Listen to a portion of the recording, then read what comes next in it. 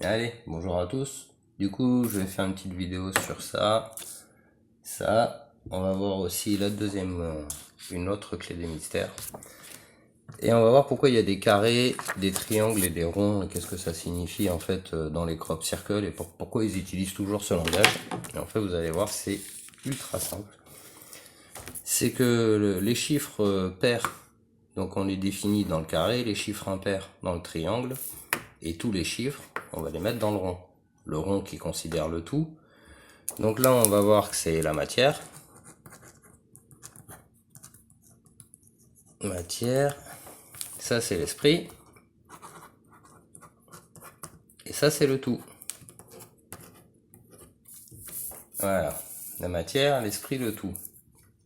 Donc on va retrouver les cycles de 4, 6, 8. Donc ça, on a les chiffres pairs. Mais c'est ceux-là qui vont nous intéresser. Donc là, on va voir le 13, 15, 17.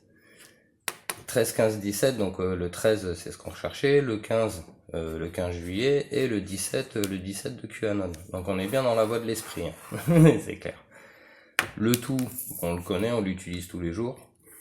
Mais maintenant on va pouvoir représenter ça en fait avec ce carré, hein. Ce carré qui va nous permettre de définir pas mal de choses. Donc là c'est un angle droit fermé qui fait 3, le 4 au carré, et si on ouvre le carré, qu'on rajoute un côté, c'est l'esprit, bon, c'est un peu plus compliqué, c'est l'esprit au-dessus de l'esprit. Donc ça nous fait 5, 6, là si on rassemble tout ça, ça fait vraiment le point de science, c'est deux triangles en fait en main. J'avais refait le dessin, il est où? Ouais, je l'avais refait ici. Ouais, voilà, bon là on voit les deux triangles. Les deux triangles ici, là c'est bon, forcément ça fait un pentagramme si on relie tous les points. Le 8 c'est un double carré, donc c'est le carré de l'esprit et de la matière. Donc voilà, là il y a trois façons d'exprimer notre environnement, la matière, l'esprit, le tout, et par le cube en fait, par l'expression de l'unité. Une unité, deux unités, trois unités, quatre unités, etc.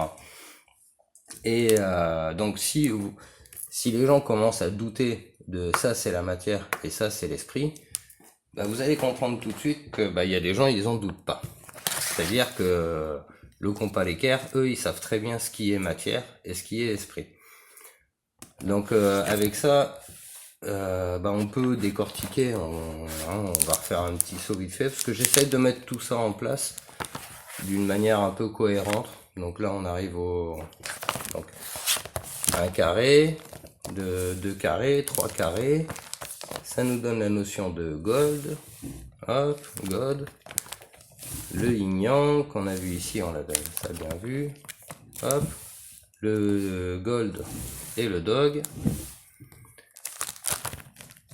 Après on décortique le cube, on le met en perspective pour y découvrir donc les 5 sens et tout ce travail. Bon là j'avais déjà fait des vidéos là-dessus, mais c'est pour vous montrer un peu comment j'assemble, du moins j'essaye d'assembler ce cube. Donc là le cube en perspective, on a compris, le double carré, etc. Là on le remet à plat. Et après on va revenir sur ces deux carrés, donc ces fameux deux carrés du 8 qu'on retrouve ici. Il y a bien un carré de la matière, un carré de l'esprit qui sont, un c'est le carré de travers, donc on dit que c'est le carré de l'esprit, celui de travers, et celui qui est normal là au carré, c'est la matière. Donc on va les retrouver comme ça. On va pouvoir aussi les placer, l'esprit et la matière, donc le trône d'Égypte, là, je sais plus où il est plus là. Bon, le fameux trône d'Égypte dans la dernière vidéo. De là, on va pouvoir réduire, donc une fois qu'on a compris que la matière venait en bas à droite en rouge, on va le refaire comme ça. Et ça c'est la vidéo que j'avais fait avant. Donc on continue comme ça, on arrive ici, on découvre comment ça fait la 8e couleur, le numéraire de 10 dans le carré, donc ce carré là, on va le grossir après. Alors ça c'était la perspective, mais si on va le grossir, et donc là on retrouve notre carré de la matière qui monte en haut comme ça, comme on a vu tout à l'heure, avec le rouge et le noir là, qui manque, mais effectivement il y a une petite perspective différente. Donc du coup ça j'ai mis ça, j'ai centralisé la matière au milieu et voir ce que ça donnait. Donc ça nous donne l'amour comme ça, pas du tout unifié dans les quatre côtés. Si on passe d'un modèle à l'autre, c'est-à-dire j'ai polarisé, j'ai mis ça et avec ça, donc j'ai inversé les valeurs, on se retrouve avec le rouge là, le rose, la matière. Donc la matière en bas à droite qui va vers l'amour. Ça c'est plutôt le principe d'évolution d'en bas à droite vers en haut à gauche. Et ça va arriver à donner ça. Donc là en fait on se retrouve avec les quatre dimensions matérielles, la forêt, la nature on va dire, le ciel, le soleil levant et le soleil couchant, et l'amour rayonnant au milieu du tout. C'est-à-dire que d'abord il y a le tout, l'univers, etc.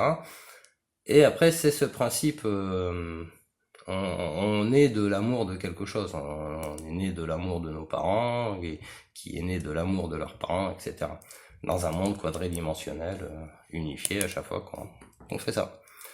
Voilà, du coup, ça c'était pour le petit bouquin. Ce côté 3 dimensions, enfin carré rond, on le retrouve là-dedans aussi. Donc on a bien le carré qui représente la matière, la planète Terre, et les 4 dimensions dans l'esprit dedans. Même chose, hein. On peut retrouver ça ici. La matière en bas à droite et le rond de l'esprit en haut. Là ils ont fait pareil.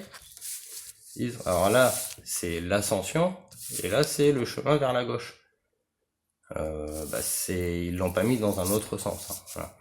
Donc ici on retrouve bien le carré de la matière, donc le côté 4 carrés là comme on a fait dernièrement, mais là la quatrième barre c'est le chemin, faut aller à gauche, faut réfléchir, après faut comprendre tout ça. Donc la matière, l'esprit, la matière, l'esprit, la matière, l'esprit, la matière. On retrouve ça bien sûr là-dedans, avec notre esprit qui va rayonner tout autour, le point de saillance et la planète, l'esprit du moins, dans la matière. C'est voilà, donc ça reste quand même incontestable qu'on puisse classer. Hop, elle est où ma feuille? Hop là, attendez.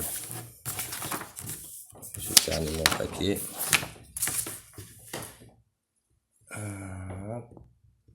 Hop là, c'est bon, j'ai retrouvé mon papier. Donc en fait, le fait qu'on puisse définir la matière dans le carré, l'esprit dans le triangle et le rond, c'est le tout. On passe après à cette écriture là, mais il y a encore d'autres écritures, d'autres façons de voir, mais voilà, là on a quand même une base solide qui permet d'expliquer tous ces trucs là. Maintenant, voilà, je sais pas quoi dire de plus sur le sujet.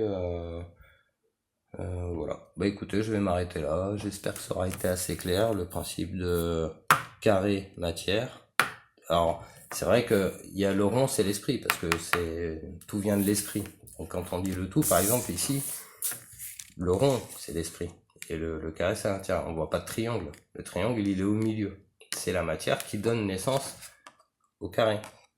Parce que là il y a un hexagone de travers comme on le voit ici. Voilà.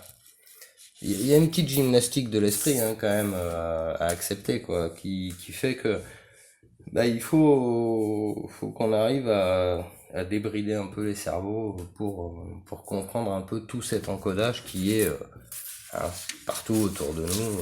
Il faut que tout le monde arrive à comprendre ça, faire le décodage par soi-même et pas en répétant ce que disent les autres.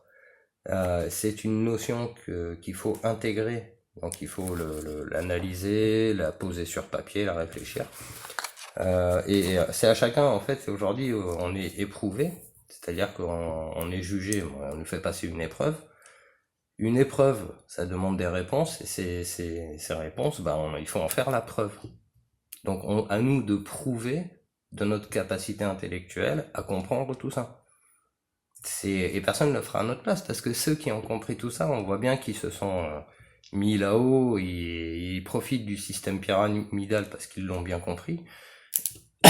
Maintenant, ce qui revient au peuple comme effort à faire, c'est au peuple de le faire. Et ça ne pourra être autrement. Voilà, bon, sur ce, je vous souhaite une bonne journée. Au revoir.